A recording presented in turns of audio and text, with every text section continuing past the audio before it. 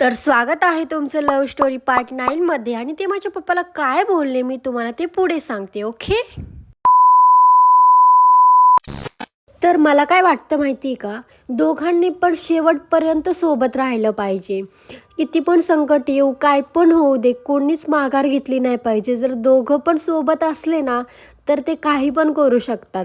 आजकाल कसं होतं माहिती आहे का, मुलगी तरी धोका देते नाही तर मुलगा तरी धोका देतो.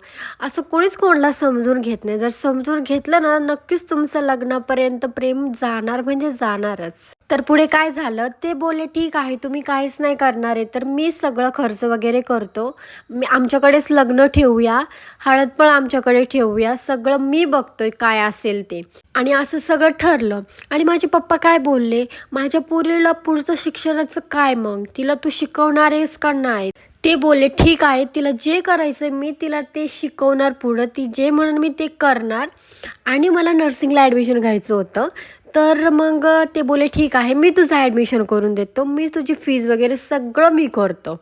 मग तिथे अशी चर्चा वगैरे झाली.